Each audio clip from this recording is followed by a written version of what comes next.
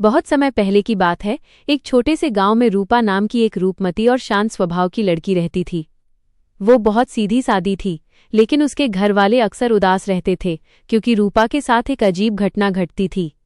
हर रात ठीक 12 बजे जब पूरा गांव गहरी नींद में होता था तो रूपा के मुंह से एक छोटा चमकदार काला नाग चुपके से बाहर निकल आता था। ये नाग पूरी रात घर के आसपास घूमता, कभी आंगन में तो कभी पेड़ की डाल पर। रूपा को इस बात का कोई होश नहीं रहता था। जैसे ही सुबह होती और सूरज की पहली किरण धरती पर पड़ती, वो रहस्यमय नाग ठीक उसी तरह रूपा के मुंह में वापस चला जाता। ये सिलसिला रोज चलता था और इसी वजह से रूपा के माता पिता बहुत परेशान थे। उन्हें डर था कि कहीं ये बात गांव में फैल न जाए। एक दिन गांव में एक सिद्ध संत आए।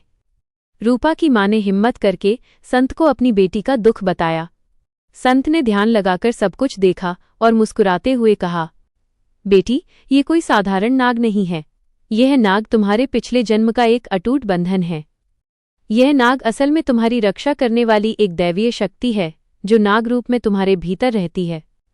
संत ने आगे बताया, ये नाग रात के अंधेरे में तुम्हारे शरीर से बाहर निकलकर तुम्हारी और तुम्हारे घर की बुरी शक्तियों और नज़र से रक्षा करता है और दिन होते ही तुम्हारी पवित्र आत्मा में वापस समा जाता है। तुम्हें इससे डरने की जरूरत नहीं है। रूपा और उसके परिवार को ये जानकर बहुत राहत मिली।